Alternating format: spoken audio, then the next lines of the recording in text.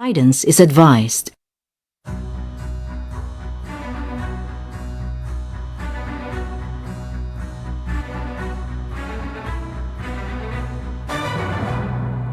Good evening, everyone, and welcome to The Final Word. Every night, we take a hard look at the stories and provide you with multiple points of view from here and around the world. We bring you news you can use, news you can trust.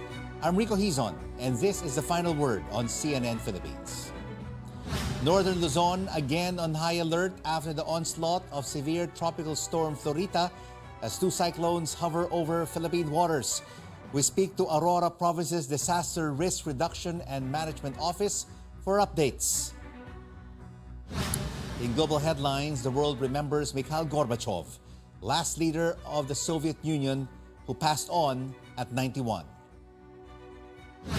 And a fast food chain wants to put a smile on children's faces as they return to in-person classes. McDonald's Philippines joins us for more on their education advocacy. Residents in northern Luzon are on alert as two cyclones are now hovering over Philippine waters.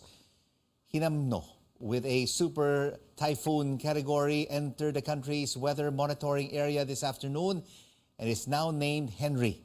Henry was last located northeast of extreme northern Luzon. Pag-asa sees this super typhoon to move slowly towards southern China. Although Henry is not yet seen to directly affect the landmass, it may bring rough seas over the northern and eastern seaboard of Luzon tomorrow evening. Henry is also expected to enhance the southwest monsoon. Those in the northernmost part of Luzon can expect light to moderate and at times heavy rains from late Thursday or Friday. The western section of Luzon will also have monsoon rains beginning Friday. Meanwhile, Tropical Depression Gardo maintains its strength. Pag-asa says Gardo might weaken into a low-pressure area tonight or tomorrow morning as it interacts with Super Typhoon Henry. Cagayan, a province in the northern tip of Luzon, is also hunkering down for the possible impact of these two cyclones. Stanley Gehete joins us now live from Tuguegarao City. Stanley, what is the current situation there right now in Tuguegarao? Rico, Super Typhoon and Henry entered the country's weather monitoring area at 5:30 in the afternoon. And while the landfall is slim, Henry and Tropical Depression Gardo are still expected to bring rains in several parts of the country. At the northeasternmost part of Luzon is the municipality of Santa Ana in Cagayan. Some fisherfolk here already stopped their activities in preparation for the impact of the two weather systems. Yung lang po hangin ng kung malakas na malakas, ay di wag na lang kaming pumalaot, ganon din. Nakikaramdam lang po kami. The Santa Ana Cagayan Disaster Risk Reduction Management Council is now making a series of important announcements.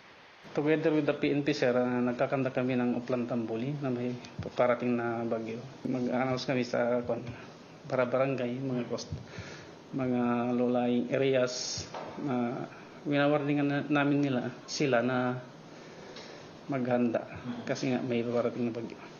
In Tuguegarao City, local officials and residents are preparing for possible disaster just 1 week after Typhoon Florita stormed the region. Barangay Caritan Norte is among the flood-prone areas in the city where most families residing near rivers and creeks are usually affected. Some residents have already transferred their valued possessions to higher portions of their houses in anticipation of flooding.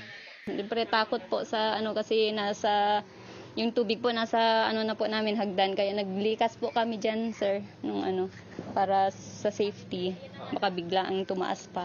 Officials are now ready to distribute medicines and first aid kits along with relief goods.